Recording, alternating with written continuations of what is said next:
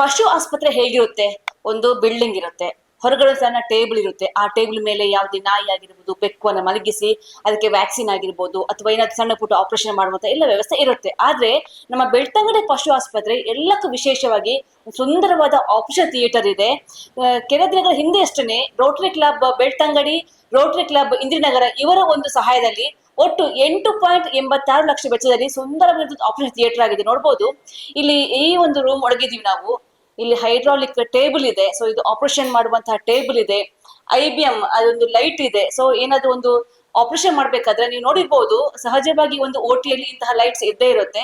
So ಇಲ್ಲಿ ಕೂಡ ಈ ಒಂದು ಪಶು ಆಸ್ಪತ್ರೆಯಲ್ಲಿ ಕೂಡ ಆ ನಾಯಿ, ಬೆಕ್ಕು, ಆಡು ಇಂತಹ ಒಂದು ಕೆಲವು ಸಾಕು ಪ್ರಾಣಿಗಳ ಆಪರೇಷನ್ಗೋಸ್ಕರ ಆ ಟೇಬಲ್, ಈ ಹೈಡ್ರಾಲಿಕ್ ಟೇಬಲ್ ಸ್ಪೆಷಲ್ ಕೂಡ ಇದೆ. ಇದ್ರಲ್ಲಿ ಆದಷ್ಟು ಯಾವುದೇ ಒಂದು ಇನ್ಫೆಕ್ಷನ್ ಆಗೋದಿಲ್ಲ ಈ ಆಪರೇಷನ್ ಮಾಡಿದಾಗ. ಸೊ ಆ ಕಾರಣಕ್ಕೋಸ್ಕರ ಈ ಒಂದು ಹೈಡ್ರಾಲಿಕ್ ಟೇಬಲ್, ಆ ಲೈಟ್ ಇರ್ಬೋದು, ಬೇರೆ ಬೇರೆ ಎಕ್ವಿಪ್ಮೆಂಟ್ಸ್ ಕೂಡ ಇದೆ.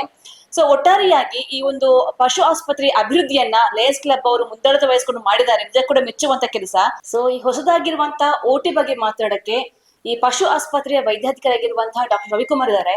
ಇವ್ರ ಬಗ್ಗೆ ನಾವು ವಿಶೇಷವಾಗಿ ಹೇಳ್ಬೇಕಾಗುತ್ತೆ. 2001ರಲ್ಲಿ ಸುದ್ದಿ ಬಿಡುಗಡೆ ಒಂದು ಪೋಲ್ ಮಾಡಿದಾಗ ಇವರಿಗೆ ಜನ ಮೆಚ್ಚಿದ ಅಧಿಕಾರಿ ಜೊತೆಗೆ ಲಂಚ ಮುಕ್ತ ಅಧಿಕಾರಿ ಅನ್ನುವಂಥ ಪ್ರಶಸ್ತಿ ಕೂಡ ಸಿಕ್ಕಿತ್ತು. ಸೊ ಆ ಹೆಮ್ಮೆ ಕೂಡ ಇದೆ. ಸೊ ಇದೀಗ ಇಲ್ಲಿ ನಿಮ್ಮ ಒಂದು ಆಸ್ಪತ್ರೆಯಲ್ಲಿ ನೀವು ತುಂಬಾ ವರ್ಷದ ಸರ್ವಿಸ್ ಮಾಡ್ತಾ ಇದ್ದೀರಾ. ಈ ಆಸ್ಪತ್ರೆಗೆ OT ಆಗ್ತಾ ಇದೆ, ಹೇಗ ಅನಿಸ್ತಾ ಇದೆ? ಎಷ್ಟು ಖುಷಿ ಇದೆ ಸರ್? ನಮಸ್ತೆ. ಆಕ್ಚುಲಿ ಬೆಳ್ತಂಗಡಿಯಲ್ಲಿ ಈ ತರದ ಒಂದು ಸುಸಜ್ಜಿತವಾದ ಒಂದು ಶಸ್ತ್ರಚಿಕಿತ್ಸಾ ಕೊಠಡಿ ಆಗಿರ್ತಕ್ಕಂಥದ್ದು ನಿಜವಾಗ್ಲೂ ಸಹ ಒಂದು ನಮ್ಮ ಭಾಗ್ಯ ಅಂತ ಹೇಳ್ಬೇಕು. ಮತ್ತೆ ವಿಶೇಷವಾಗಿ ಬೆಳ್ತಂಗಡಿ ತಾಲೂಕಿನ ಎಲ್ಲ ಜನತೆಯ ಒಂದು ಶ್ವಾನ ಪ್ರಿಯರು ಮತ್ತೆ ಪ್ರಾಣಿ ಪ್ರಿಯರು ಒಂದು ಭಾಗ್ಯ ಅಂತ ಹೇಳ್ಬೋದು. ವಿಶೇಷವಾಗಿ ರೋಟರಿ ಕ್ಲಬ್ ಬೆಳ್ತಂಗಡಿ ಮತ್ತೆ ರೋಟರಿ ಕ್ಲಬ್ ಇಂದಿರಾನಗರದ ಸಹಯೋಗದೊಂದಿಗೆ ಇದನ್ನ ಅಭಿವೃದ್ಧಿ ಪಡಿಸಿರ್ತಕ್ಕಂಥದ್ದು. ಇತ್ತೀಚೆಗಷ್ಟೇ 2 ದಿವಸದ ಹಿಂದೆ ಇದನ್ನ ನಮಗೆ ಹಸ್ತಾಂತರ ಮಾಡಿಕೊಟ್ಟಿದ್ದಾರೆ ಮೇಡಮ್. ಇದರಲ್ಲಿ 3 ಯೂನಿಟ್ ಇದೆ. ಒಂದು ಆಪರೇಷನ್ ಪಾರ್ಟ್, ಒಂದು ಆಪರೇಷನ್ ಮಾಡ್ತಕ್ಕಂಥ ಒಂದು ಯೂನಿಟ್, ಅದರ ಜೊತೆಗೆ ಪೋಸ್ಟ್ ಆಪರೇಟಿವ್ ಕೇರ್ ಯೂನಿಟ್ ಇದೆ, ಮತ್ತೆ ಪ್ರಿಪರೇಷನ್ ಅಂತ ಹೇಳ್ತೀವಿ. ಅಂದ್ರೆ ಪ್ರಿಪರೇಷನ್ ಮೊದಲು ಮಾಡಿ ಆಮೇಲೆ ನಾವ್ ಈ ಕಡೆ ತಗೊಳ್ತಕ್ಕಂಥದ್ದು ಪ್ರಿಪರೇಷನ್ ಯೂನಿಟ್ ಅಂತ ಇದೆ ಇದರಲ್ಲಿ. ಸೊ ನಮ್ಗೆ ಕೆಲವೊಂದು ಎಕ್ವಿಪ್ಮೆಂಟ್ಸ್ ಈಗಾಗಲೇ ಸಪ್ಲೈ ಆಗಿದೆ. ಅದರ ಬಗ್ಗೆ ನಾನು ಒಂದ್ ಸ್ವಲ್ಪ ನಿಮ್ಗೆ ಹೇಳ್ತೇನೆ. ಸೊ ಇದನ್ನ ಹೈಡ್ರಾಲಿಕ್ ಟೇಬಲ್ ಅಂತ ಹೇಳ್ತೇವೆ. ಈ ಹೈಡ್ರಾಲಿಕ್ ಟೇಬಲ್ ಅಂತ ಹೇಳಿದ್ರೆ ನಾವು ಬೇರೆ ಟೇಬಲ್ ತರ ಇದಕ್ಕೆ ವಿಭಿನ್ನತೆ ಏನು ಅಂತ ಹೇಳಿದ್ರೆ, ನಮ್ಗೆ ಹೈಟ್ ಮತ್ತೆ ಪೊಸಿಷನ್ ಅನ್ನ ಇದರಲ್ಲಿ ನಾವು ನಮ್ಗೆ ಬೇಕಾದಾಗೆ ಅಡ್ಜಸ್ಟ್ ಮಾಡ್ಕೊಳ್ಳಿಕ್ಕೆ ಆಗ್ತದೆ ಇದರಲ್ಲಿ. ಹೈಡ್ರಾಲಿಕ್ ಟೇಬಲ್ ಅಂತ ಹೇಳುವಾಗ ಇದನ್ನ ನಾವು ಹೈಟ್ ಮತ್ತೆ ನಮ್ಗೆ ಬೇಕಾದ ಪೊಸಿಷನ್ಸ್ ಸಹ ಚೇಂಜ್ ಮಾಡ್ಕೊಳ್ಳಿಕ್ಕೆ ಆಗ್ತದೆ. ಉದಾಹರಣೆಗೆ ನೋಡಿ, ಹೈಟ್ ಜಾಸ್ತಿ ಬೇಕಾದ್ರೆ ಈ ರೀತಿಯಾಗಿ ಹೈಟ್ ಅನ್ನು ಮಾಡ್ಕೊಳ್ಬಹುದು. ಪೊಸಿಷನ್ ಬೇಕಾದ್ರೆ ನಾವು ಪೊಸಿಷನ್ ನೋಡಿ ಹೀಗೆ ಸಹ ಚೇಂಜ್ ಮಾಡ್ಕೊಳ್ಳಿಕ್ಕೆ ಆಗ್ತದೆ. ಮತ್ತೆ ಈ ಪ್ಲೇಟ್ಸ್ ಅಷ್ಟೇ, ಈಗ ಉದಾಹರಣೆಗೆ ಚಿಕ್ಕ ನಾಯಿ ಎಲ್ಲ ಇದ್ರೆ ಸ್ವಲ್ಪ ಸ್ಕ್ವೀಸ್ ಮಾಡ್ಕೊಳ್ಳಿಕ್ಕೂ ಸಹ ಆಗ್ತದೆ ಇದರಲ್ಲಿ.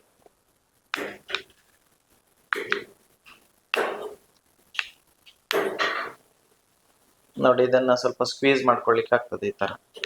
ಹಾಗಾಗಿ ಇದಕ್ಕೆ ಹೈಡ್ರಾಲಿಕ್ ಟೇಬಲ್ ಅಂತ ಹೇಳ್ತಕ್ಕಂಥದ್ದು. ಸೊ ಇದರ ಜೊತೆಗೆ ನಮ್ಗೆ ಹೈ ಬೀಮ್ ಲೈಟ್ ಇರುತ್ತೆ. ಈ ಲೈಟ್ ಅನ್ನು ಸಹ ನಮಗೆ ಬೇಕಾದಾಗೆ ನಾವು ಮಾಡಿಫೈ ಮಾಡ್ಕೊಳ್ಬಹುದು. ಮತ್ತೆ ಇದನ್ನ ಟರ್ನ್ ಮಾಡ್ಕೊಳ್ಳಿಕ್ಕೂ ಆಗ್ತದೆ ಈ ರೀತಿಯಾಗಿ. ಇದರಲ್ಲಿ ನಮ್ಗೆ ಬೇಕಾದಾಗೆ ಇದನ್ನ ಅಡ್ಜಸ್ಟ್ ಮಾಡ್ಕೊಳ್ಬಹುದು ಈ ರೀತಿಯಾಗಿ. ಮತ್ತೆ ನಮ್ಗೆ ಆಪರೇಷನ್ಸ್ ಬೇಕಾಗೆ ಬೀಮ್ ಅನ್ನ ಈ ರೀತಿಯಾಗಿ ಕರೆಕ್ಷನ್ ಸಹ ಮಾಡ್ಕೊಳ್ಳಿಕ್ ಆಗ್ತದೆ. ಮತ್ತೆ ಇದನ್ನು ಸಹ ಎಷ್ಟು ಬೇಕೋ ಅಷ್ಟನ್ನು ಸಹ ಇದಕ್ಕೂ ರಿಮೋಟ್ ಅಲ್ಲಿ ನಾವು ಚೇಂಜ್ ಮಾಡ್ಕೊಳ್ಳಿಕ್ ಆಗತ್ತೆ. ಇದು ಥರ್ಮೋಕಾಟ್ರಿ ಅಂತೇಳಿ. ಈ ಥರ್ಮೋಕಾಟ್ರಿನ ನಾವು ಹೆಚ್ಚಾಗಿ ಯೂಸ್ ಆಪರೇಷನ್ಸ್ ಟೈಮ್ ಅಲ್ಲಿ ಬ್ಲೀಡಿಂಗ್ ಪಾಯಿಂಟ್ಸ್ ಅನ್ನ ಅರೆಸ್ಟ್ ಮಾಡ್ಲಿಕ್ಕೆ ನಾವು ಯೂಸ್ ಮಾಡ್ತೇವೆ. ಇದು ಎಲೆಕ್ಟ್ರಾನಿಕ್ ಮೋಡ್ ಅಲ್ಲಿ ಆಪರೇಟ್ ಆಗುತ್ತೆ. ಸೊ ಇದರಲ್ಲಿ ನಾವು ಈಗ ಉದಾಹರಣೆಗೆ ಆಪರೇಷನ್ ಮಾಡುವಾಗ ಯಾವ್ದಾದ್ರು ಬ್ಲೀಡಿಂಗ್ ಪಾಯಿಂಟ್ಸ್ ಜಾಸ್ತಿ ಇದ್ರೆ ಅದನ್ನ ನಾವೇನ್ ಮಾಡ್ತೇವೆ, ಅದನ್ನ ಜಸ್ಟ್ ಹೀಗೆ ಸ್ಕ್ವೀಸ್ ಮಾಡಿದ್ರೆ ಅಲ್ಲೇನೆ ಅರೆಸ್ಟ್ ಆಗುತ್ತೆ. ಬ್ಲೀಡಿಂಗ್ ಅನ್ನು ನಾವು ಕಂಟ್ರೋಲ್ ಮಾಡ್ಲಿಕ್ಕೆ ಯೂಸ್ ಮಾಡ್ತೇವೆ ಇದನ್ನ. ಮತ್ತೆ ಇದು ಆಟೋಕ್ಲೇವ್ ಅಂತ ಈ ಯೂನಿಟ್. ಈ ಆಟೋಕ್ಲೇವ್ ಅನ್ನು ನಾವು ಆಪರೇಷನ್ ಆದ ಮೇಲೆ ಈ ಎಕ್ವಿಪ್ಮೆಂಟ್ಸ್ ಏನಿದೆ, ಈ ಎಕ್ವಿಪ್ಮೆಂಟ್ಸ್ ಇಟ್ಕೊಂಡಿರ್ತೀವಿ ಟ್ರೇ ಅಲ್ಲಿ.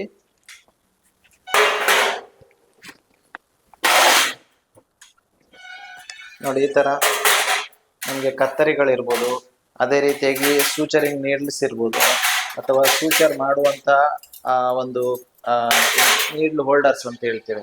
ಈ ತರದ ಎಲ್ಲ ಎಕ್ವಿಪ್ಮೆಂಟ್ಸ್ ಅನ್ನ ನಾವು ಒಮ್ಮೆಲೆ ಇದ್ರೊಳಗಡೆ ಬಟ್ಟೆಯಲ್ಲಿ ಕಟ್ಟಿ ಅದ್ರ ಒಳಗಡೆ ಇಟ್ಟು ನಾವು ಒಮ್ಮೆಲೆ ಹೀಟ್ ಮಾಡೋದ್ರಿಂದ ಇದರಲ್ಲಿ ಇರ್ತಕ್ಕಂಥ ಎಲ್ಲ ಕ್ರಿಮಿಗಳು ಸಾಯ್ತದೆ. ಸೊ ಹಾಗಾಗಿ ಸ್ಟೆರಿಲೈಸೇಷನ್ ಪರ್ಪಸ್ಗೆ ಇದನ್ನ ಯೂಸ್ ಮಾಡ್ತೇವೆ. ಈ ಟ್ರ್ಯಾಲಿಯನ್ನು ಸಹ ನಾವು ಹಾಗೆ ಈಗ ಇದರ ಮೇಲೆ ಎಕ್ವಿಪ್ಮೆಂಟ್ಸ್ ಅನ್ನ ಇಟ್ಕೊಂಡು ಇದನ್ನ ನಾವು ಆಪರೇಷನ್ ಈಗ ಉದಾಹರಣೆಗೆ ಆಚೆಗೆ ತಗೊಂಡು ಹೋಗ್ಲಿಕ್ಕೆ ಅಥವಾ ಈ ತರ ಟ್ರ್ಯಾಲಿಯನ್ನ ನಾವು ಯೂಸ್ ಮಾಡ್ತೇವೆ. ಸೊ ನಾವು ಆ ಕಡೆ ಈ ಕಡೆ ಮೂವ್ಮೆಂಟ್ ಆಗ್ಲಿಕ್ಕೆ ಇದು ಈಸಿ ಆಗುತ್ತೆ, ವಿತ್ ವೀಲ್ಸ್ ಇರುತ್ತೆ. ಸೊ ಈ ತರದ ಎಕ್ವಿಪ್ಮೆಂಟ್ಸ್ ನಾವೀಗ ತಕ್ಷಣಕ್ಕೆ ಯೂಸ್ ಮಾಡ್ತಾ ಇದ್ದೇವೆ. ಓಕೆ. ಸೊ ಇದರಲ್ಲಿ ಆಕ್ಚುಲಿ ರೋಟರಿ ಕ್ಲಬ್ ಡೆವಲಪ್ ಮಾಡಿರ್ತಕ್ಕಂಥ ಒಂದು ಯೂನಿಟ್ ಇದು ಸುಮಾರು 9 ಲಕ್ಷ ರೂಪಾಯಿಯಲ್ಲಿ ಡೆವಲಪ್ ಮಾಡಿದ್ದಾರೆ. ಸೊ ಇದರಲ್ಲಿ 3 ಯೂನಿಟ್ ಇದೆ. ಒಂದು ಆಪರೇಷನ್ ಯೂನಿಟ್, ಮತ್ತೆ ಪ್ರಿಪರೇಷನ್ ಯೂನಿಟ್ ಅಂತ ಇದೆ, ಆಮೇಲೆ ಪೋಸ್ಟ್ ಆಪರೇಟಿವ್ ಕೇರ್ ಯೂನಿಟ್ ಅಂತ 3 ಯೂನಿಟ್ ಸಹ ಇದೆ ಇದರಲ್ಲಿ. ಆಪರೇಷನ್ ಆದ ನಂತರ ನಾವು ಒನ್ಸ್ ಅದ ರಿಕವರಿ ಆಗೋವರೆಗೂ ಸಹ ಫ್ಲೂಯಿಡ್ಸ್ ಹಾಕೊಳ್ಬೇಕಾಗ್ತದೆ, ಮಾನಿಟರ್ ಮಾಡ್ಬೇಕಾಗ್ತದೆ. ಅದನ್ನ ಈ ಯೂನಿಟ್ ಅಲ್ಲಿ ಮಾಡ್ತೇವೆ. ಈ ಕಡೆದ್ರಲ್ಲಿ ಈ ಯೂನಿಟ್ ಆಕ್ಚುಲಿ ನಾವು ಪ್ರಿಪರೇಷನ್ ಮಾಡ್ಲಿಕ್ಕೆ ಇರ್ತಕ್ಕಂಥದ್ದು. ಇದರಲ್ಲಿ ಪ್ರಿಪರೇಷನ್ ಅಂತ ಹೇಳಿದಾಗ ಅನಿಮಲ್ ಅನ್ನ ನಾವು ತಂದ ತಕ್ಷಣವೇ ಅದನ್ನ ಫಸ್ಟ್ ನಾವೇನ್ ಮಾಡ್ತೇವೆ, ಅನಿಮಲ್ ಕಂಡೀಷನ್ ಅನ್ನ ಎಕ್ಸಾಮಿನೇಷನ್ ಮಾಡ್ಕೊಳ್ತೇವೆ. ಅದಾದ ಮೇಲೆ ಅನಸ್ತೇಷಿಯಾ, ಪ್ರೀ ಅನಸ್ಥೆಟಿಕ್ ಅಂತ ಕೊಡ್ತೇವೆ. ಅದಕ್ಕೆ ನಿದ್ದೆ ಔಷಧಿ, ಆಮೇಲೆ ವಾಂತಿ ಬರದಾಗೆ ಆ ತರದ ಔಷಧಿಗಳನ್ನ ಸೆಡೆಟಿವ್, ಪ್ರೀ ಸೆಡೆಟಿವ್ ಅಂತ ನಾವು ಯೂಸ್ ಮಾಡ್ತೇವೆ, ಅಥವಾ ಪ್ರೀ ಅನಸ್ಥೆಟಿಕ್ ಅಂತ ಯೂಸ್ ಮಾಡ್ತೇವೆ. ಅದಾದ ಮೇಲೆ ನಾವೇನ್ ಮಾಡ್ತೇವೆ, ಆಕ್ಚುಯಲ್ ಅನಸ್ಥೆಟಿಕ್ಸ್ ಅನ್ನ ನಾವು ಯೂಸ್ ಮಾಡ್ತೇವೆ. ಆಕ್ಚುಯಲ್ ಅನಸ್ಥೆಟಿಕ್ ಆದ್ಮೇಲೆ ನಾವು ಈ ಕಡೆ ತಗೊಂಡ್ಬರ್ತಕ್ಕಂಥದ್ದು.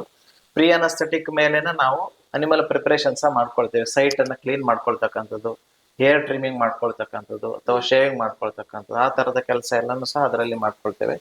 ಸೊ ಅದಾದ ಮೇಲೆ ಅನಿಮಲ್ ಅನ್ನ ಕ್ಲೀನ್ ಸ್ಟೆರಿಲೈಸ್ ಮಾಡ್ಕೊಂಡು ಆಪರೇಷನ್ ಯೂನಿಟ್ ಗೆ ತಗೊಂಡ್ಬಂದು, ಆಪರೇಷನ್ ಆದ ನಂತರ ಇಮಿಡಿಯೇಟ್ಲಿ ಆಪರೇಷನ್ ಆದ ಮೇಲೆ ನಾವು ಯೂನಿಟ್ ಗೆ ತಗೊಂಡು ಅದನ್ನ ರಿಕವರಿ ಆಗೋವರೆಗೂ ಇಟ್ಕೊಂಡು ಮತ್ತೆ ಅವರಿಗೆ ಕೊಡ್ತೇವೆ. ಈಗ ಮುಖ್ಯವಾಗಿ ನೀವು ಯಾವ ತರ ಒಂದು ಪೆಟ್ಸ್ ಅನ್ನ ಇಲ್ಲಿ ಚಿಕಿತ್ಸೆ ಕೊಡ್ತೀರಾ? ಆಪರೇಷನ್ ಆಗಿರ್ಬೋದು ಅಥವಾ ಬೇರೆ ಬೇರೆ ಟ್ರೀಟ್ಮೆಂಟ್, ಮುಖ್ಯವಾಗಿ ಹೆಚ್ಚಾಗಿ ಯಾವ್ದಕ್ಕೆ ನೀವು ಒತ್ತನ್ನು ಕೊಡುವಂತ? ಮೇಡಮ್, ಇಲ್ಲಿ ನಮ್ಮಲ್ಲಿ ಹೆಚ್ಚಾಗಿ ಓಟಿಯಲ್ಲಿ ಬರ್ತಕ್ಕಂಥದ್ದು ಹೆಚ್ಚಾಗಿ ಮರಿ ಹಾಕದಾಗೆ ಅಂತ ಹೇಳಿದ್ರೆ ನಮ್ಗೆ ಸ್ಟೆರಿಲೈಸೇಷನ್ ಆಗಿ ಹೆಚ್ಚು ಬರ್ತದೆ. ಅಂದ್ರೆ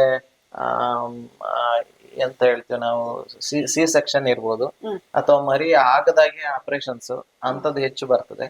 ಮತ್ತೆ ಕೆಲವೊಮ್ಮೆ ಏನಾಗುತ್ತೆ, ಕಾಲು ಮುರಿದಂತದ್ದು, ಅಂದ್ರೆ ಫ್ರಾಕ್ಚರ್ ಕೇಸಸ್ ಬರುತ್ತೆ ಹೆಚ್ಚಾಗಿ. ಅವುಗಳನ್ನು ಸಹ ನಾವು ಇಲ್ಲಿ ನಮಗೆ ಆಗುವಂತದ್ದನ್ನ ನಾವು ಮಾಡ್ತೇವೆ. ಉಳಿದದನ್ನ ನಮ್ಮ ಮಂಗಳೂರು ಪಾಲಿಕ್ಲಿನಿಕ್ ನಾವು ಕಳಿಸ್ಕೊಡ್ತೇವೆ. ಸೊ ಅದಾಗಿ ಇಲ್ಲಿ ಸ್ವಲ್ಪ ಎಕ್ಸ್ರೇ ಯೂನಿಟ್, ಸ್ಕ್ಯಾನಿಂಗ್ ಯೂನಿಟ್ ಸಹ ಹೆಚ್ಚಾಗಿ ಬೇಕಾಗ್ತದೆ. ಅದ್ರ ಜೊತೆಗೆ ಇಂಟೆಸ್ಟೈನಲ್ ಆಪರೇಷನ್ಸ್ ಸಹ ಬರ್ತದೆ ಇಲ್ಲಿ ಹೆಚ್ಚಾಗಿ. ಮತ್ತೆ ಬ್ಲಾಡರ್ ರಿಲೇಟೆಡ್ ಆಪರೇಷನ್ಸ್ ಬರುತ್ತೆ, ಸ್ಟೋನ್ಸ್ ಇರ್ಬೋದು, ಆಮೇಲೆ ಬ್ಲಾಡರ್ ಇನ್ಫೆಕ್ಷನ್ಸ್ ಇರ್ಬೋದು, ಈ ತರದೆಲ್ಲ ಬರ್ತವೆ. ಹೆಚ್ಚಾಗಿ ನಾವು ಸ್ಟೋನ್ಸ್ ಇದ್ರೆ ಅದನ್ನ ಆಪರೇಟ್ ಮಾಡಿ ನಾವು ತೆಗಿಬೇಕಾಗ್ತದೆ. ಇದು ಇಲ್ಲಿ ಮಾಡ್ತೇವೆ ಮೇಡಮ್, ಮಾಡ್ತೇವೆ. ಒಂದು ವೇಳೆ ನಮ್ಗೆ ಇಲ್ಲಿ ಸಾಧ್ಯ ಇಲ್ಲ ಅಂತ ಆದ್ರೆ ನಾವು ಪಾಲಿಕ್ಲಿನಿಕ್ ಮಂಗಳೂರಿಗೆ ನಮ್ಮಲ್ಲಿ ಎಕ್ಸ್ಪರ್ಟ್ ಡಾಕ್ಟರ್ಸ್ ಇದ್ದಾರೆ, ಅವರಲ್ಲಿ ಕಳ್ಸಿಕೊಡ್ತೇವೆ. ಮತ್ತೆ ಅಲ್ಲಿ ಯೂನಿಟ್, ಸ್ಕ್ಯಾನಿಂಗ್ ಯೂನಿಟ್ ಎಲ್ಲ ಇದೆ, ಅದನ್ನು ಮಾಡ್ತಾರೆ. ಮತ್ತೆ ಕ್ಯಾಟ್ಸ್ ಹೆಚ್ಚಾಗಿ ಬರುತ್ತೆ, ಡಾಗ್ಸ್ ಸಹ ಹೆಚ್ಚಾಗಿ ಬರ್ತದೆ. ಮತ್ತೆ ಸ್ವಲ್ಪ ಗೋಟ್ಸ್ ಇದೆ ನಮ್ಮಲ್ಲಿ. ಗೋಟ್ಸ್ ಸಹ ಹೆಚ್ಚಾಗಿ, ಗೋಟ್ಸ್ ಆಪರೇಷನ್ಸ್ ಅಂತ ಹೇಳಿದ್ರೆ ನಮ್ಗೆ ಸಿಸೇರಿಯನ್ ಆಪರೇಷನ್ಸ್ ಬರುತ್ತೆ. ಅಂದ್ರೆ ಮರಿಗಳು ಕೆಲವೊಮ್ಮೆ ಹೊಟ್ಟೆ ಒಳಗಡೆ ಸತ್ತಿರ್ತಕ್ಕಂಥದ್ದು, ಅಥವಾ ಕೆಲವೊಮ್ಮೆ ಡೆಲಿವರಿ ಆಗ್ಲಿಕ್ಕೆ ಪ್ರಾಬ್ಲಮ್ ಆಗೋದು. ಅಂದ್ರೆ ಪೀಟೋಪೆಲ್ವಿಕ್ ಡಿಸ್ಪ್ರಪೋರ್ಷನ್ ಅಂತ ಹೇಳ್ತೇವೆ. ಅಂತ ಹೇಳಿದ್ರೆ ಗರ್ಭಾಶಯ ಅಥವಾ ನಾವು ಗರ್ಭಾಶಯ ಕುಹರದ ದ್ವಾರ ಚಿಕ್ಕದಿದ್ದು ಮರಿ ದೊಡ್ಡದಿದ್ರೆ ಆಗ ಡೆಲಿವರಿ ಆಗ್ಲಿಕ್ಕೆ ಆಗುದಿಲ್ಲ. ಅಂತ ಟೈಮಲ್ಲಿ ನಾವೇನ್ ಮಾಡ್ತೇವೆ, ಆಪರೇಷನ್ ಮಾಡಿ ಮರಿಯನ್ನ ತೆಗೆದು ಕೊಡ್ತೇವೆ. ಸೊ ಆ ತರದೆಲ್ಲ ಮಾಡ್ತೇವೆ.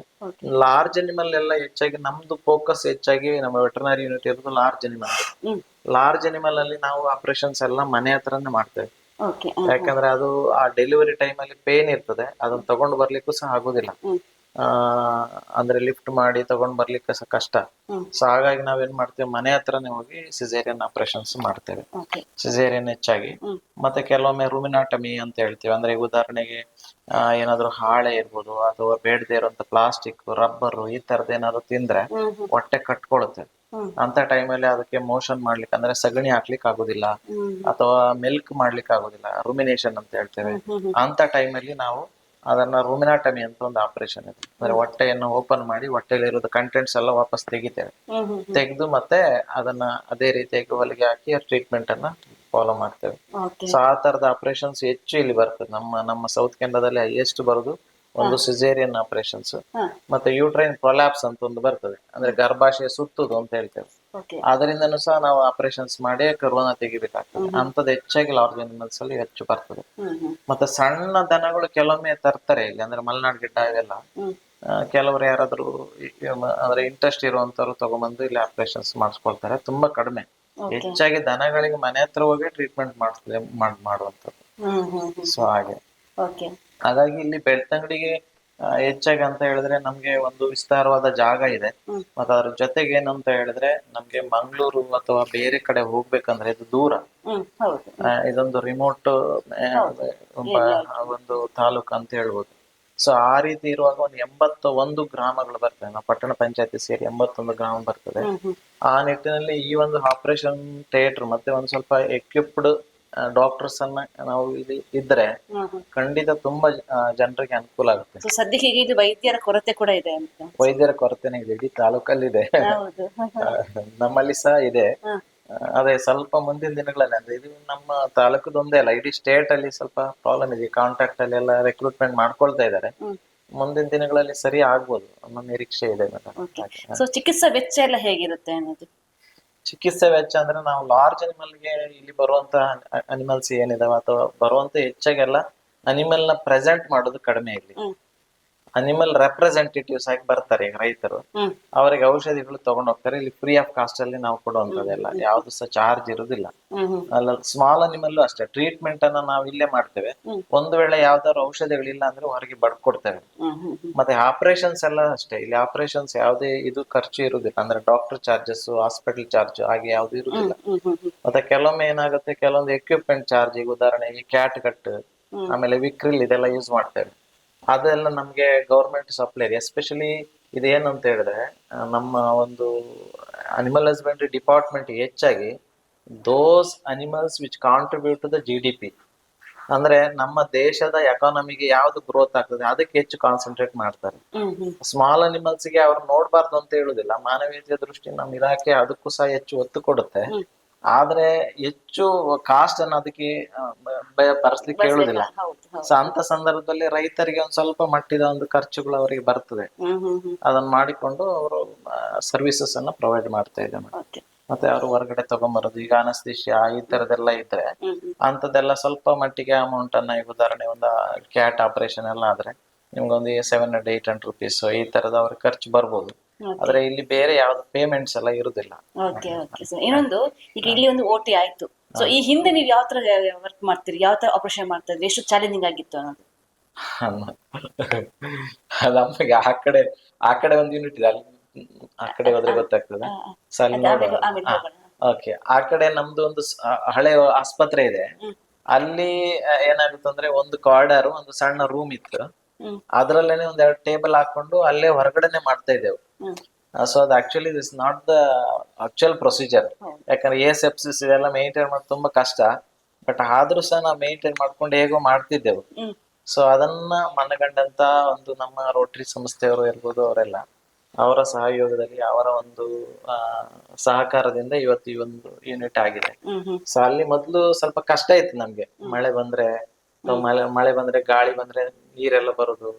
ಆ ಟೈಮ್ಗೆ ಕೆಲವೊಮ್ಮೆ ಕರೆಂಟ್ ಹೋದ್ರೆ ಇನ್ವರ್ಟರ್ ಸಮೇತ ಅಷ್ಟು ಇರ್ಲಿಲ್ಲ ನಮ್ಗೆ. ಈ ವರ್ಷ ಎಲ್ಲ ಸ್ವಲ್ಪ ಡೆವಲಪ್ ಮಾಡ್ಕೊಂಡಿದ್ದೇವೆ. ಸೊ ಮತ್ತೆ ಜಾಸ್ತಿ ಅನಿಮಲ್ಸ್ ಬಂದ್ರೆ ಕೆಲವೊಮ್ಮೆ ನೆಲದ ಮೇಲೆನೆ ಇಟ್ಕೊಂಡು ಡ್ರಿಪ್ ಹಾಕುದು, ಇದೆಲ್ಲ ಮಾಡ್ತಾ ಇದ್ದೇವೆ. ಸೊ ಆ ತರ ಇದೆಲ್ಲ ಆಕ್ಚುಲಿ ಕೆಲವು ಟೈಮ್ ಅಲ್ಲಿ ತುಂಬಾ ಕೇಸ್ ಇರುತ್ತೆ. Especially summer season, hot summer season ಅಲ್ಲಿ ಈ ಪಾರ್ವೋ ವೈರಲ್ ಇನ್ಫೆಕ್ಷನ್ಸ್ ಅಂತ ಹೇಳ್ತೀವಿ. ಮತ್ತೆ ಡಿಸ್ಟೆಂಪರ್ ಎಸ್ಪೆಷಲಿ ಚಳಿ ಟೈಮ್ ಅಲ್ಲಿ ಜಾಸ್ತಿ ಬರುತ್ತೆ. ಅಂತ ಟೈಮ್ ಅಲ್ಲಿ ಕೇಸಸ್ ಜಾಸ್ತಿ ಇರ್ತದೆ. ಎಸ್ಪೆಷಲಿ ಪಾರ್ವೋ ಬಂದ್ರೆ ವಿತೌಟ್ ಫ್ಲೂಯಿಡ್ ನಾವು ಟ್ರೀಟ್ಮೆಂಟ್ ಮಾಡ್ಲಿಕ್ಕೆ ಆಗಲ್ಲ. ಅನಿಮಲ್ ಸರ್ವೇ ಆಗ್ಬೇಕಂದ್ರೆ ಫ್ಲೂಯಿಡ್ಸ್ ಮೇಲೆನೆ ಇಡ್ಬೇಕಾಗುತ್ತೆ. ಯಾಕಂದ್ರೆ ವಾಂತಿ ಬೇದಿ ಕಂಟಿನ್ಯೂಸ್ ಇರ್ತದೆ ಅದಕ್ಕೆ. ಸೊ ಅಂತ ಟೈಮ್ ಅಲ್ಲಿ ನಾವು ಸ್ವಲ್ಪ ಹೆಚ್ಚು ಒತ್ತು ಕೊಡ್ಬೇಕಾಗ್ತದೆ. ಹಾಗೆ ಆ ಟೈಮ್ ಅಲ್ಲಿ ಸ್ವಲ್ಪ ಕಷ್ಟ ಆಗ್ತಿತ್ತು. ಸೊ ಈಗ ಒಂದು ಯೂನಿಟ್ ಆಗೋದ್ರಿಂದ ಸ್ವಲ್ಪ ನಮ್ಗೆ ಒಂದ್ ಸ್ವಲ್ಪ ರಿಲ್ಯಾಕ್ಸ್ ಅನ್ಸುತ್ತೆ, ಮತ್ತೆ ಜನರಿಗೂ ಸಹ ಅನುಕೂಲ ಆಗುತ್ತೆ. ಇನ್ನೊಂದು, ಹೆಚ್ಚಾಗಿ ಒಂದ್ ದಿನಕ್ಕೆ ಎಷ್ಟು ಕೇಸ್ ಬರುತ್ತೆ? ಯಾವ ಕೇಸ್ ಮೇಡಮ್ ಇಲ್ಲಿ ಸ್ಮಾಲ್ ಅನಿಮಲ್ ಕೇಸ್ ನಮ್ಗೆ 20-25 ಇಂದ ಸ್ಟಾರ್ಟ್ ಆದ್ರೆ ಸೀಸನ್ ಅಲ್ಲಿ ನಿಮ್ಗೆ 70 ಕೇಸ್ ವರ್ಗೂ ಬರ್ತದೆ ಇಲ್ಲಿ. So different type of cases ಇರುತ್ತೆ. ಹೆಚ್ಚಾಗಿ ಇನ್ಫೆಕ್ಷನ್ಸ್ ಅಂತ ಹೇಳಿದ್ರೆ ನಮ್ಗೆ ಟಿಕ್ ಬಾರ್ನ್ ಇನ್ಫೆಕ್ಷನ್ಸ್ ಜಾಸ್ತಿ ನಮ್ಗೆ. ಎಸ್ಪೆಷಲಿ ಈ ಕಾಡು ಪ್ರದೇಶ ಇರೋದ್ರಿಂದ ಟಿಕ್ ಬಾರ್ನ್ ಇನ್ಫೆಕ್ಷನ್ಸ್ ನಮ್ಮಲ್ಲಿ ಮನುಷ್ಯರಲ್ಲಾದ್ರೆ ಮಲೇರಿಯಾ ಅಂತ ಹೇಳ್ತೇವೆ. ಅದೇ ತರ ಈ ನಾಯಿಗಳಲ್ಲಿ ಮಲೇರಿಯಾ ರಿಲೇಟೆಡ್ ಡಿಸೀಸಸ್, ಎಸ್ಪೆಷಲಿ ಅದರಲ್ಲಿ ಎರ್ಲಿಶಿಯಾ ಅಂತ ಹೇಳ್ತೇವೆ. ಅದೇ ರೀತಿಯಾಗಿ ಬೆಬಿಸಿಯಾ ಅಂತ ಹೇಳ್ತೇವೆ. ಅವೆಲ್ಲ ಬಂದ್ರೆ ಡೆಡ್ಲಿ ಡಿಸೀಸ್ ಅವೆಲ್ಲ. ನಿಮ್ಗೆ ಎಸ್ಪೆಷಲಿ ಬೇಬಿಸಿಯ ಬಂದ್ರೆ ನಿಮ್ಗೆ ರಕ್ತ ಮೂತ್ರ ಎಲ್ಲ ಸ್ಟಾರ್ಟ್ ಆಗ್ತದೆ. ಒಂದ್ 2-3 ದಿವಸದ ಒಳಗಡೆ ಬ್ಲಡ್ ಇಡೀ ಬಾಡಿಯಲ್ಲಿ ಬ್ಲಡ್ ಕಡಿಮೆ ಆಗುತ್ತೆ, ಡೆತ್ ಆಗ್ತದೆ. ಸೊ ಆ ತರದ ಕೇಸಸ್ ತುಂಬಾ ಇದೆ. ಓಕೆ. ಆಮೇಲೆ ಇನ್ಫೆಕ್ಷನ್ಸ್ ಅಲ್ಲಿ ನಿಮ್ಗೆ ಡಿಸ್ಟೆಂಪರ್ ತುಂಬಾ ಬರುತ್ತೆ, ಪಾರು ಅಂತೇಳಿ ಅದು ಹೆಚ್ಚು ಬರುತ್ತೆ. ಸೊ ಮತ್ತೆ ಅದರ್ ರಿಲೇಟೆಡ್ ಅಂದ್ರೆ ಸ್ಕಿನ್ ರಿಲೇಟೆಡ್ ಹೆಚ್ಚು ಬರ್ತದೆ. ಡಾಗ್ಸ್ ಅಲ್ಲಿ ಹೆಚ್ಚಾಗಿ ಸ್ಕಿನ್ ರಿಲೇಟೆಡ್ ಇರುತ್ತೆ.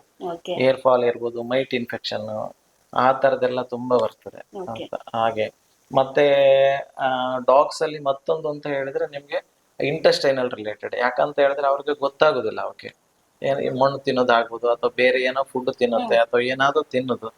ಈಗ ಹೊರಗಡೆ ಬಿಟ್ಟಾಗ ಪಾಯ್ಸನಿಂಗ್ ಕೇಸ್ಗಳು ಈ ತರದ್ದು ತುಂಬಾ ಬರ್ತದೆ, ಎಸ್ಪೆಷಲಿ ಪಾಯ್ಸನಿಂಗ್ ಕೇಸ್. ಮತ್ತೆ ಸ್ನೇಕ್ ಬೈಟ್ ಕೇಸ್ ಸಹ ಇದೆ ಇಲ್ಲಿ, ಸ್ನೇಕ್ ಬೈಟ್ ಕೇಸ್ ಇದೆ.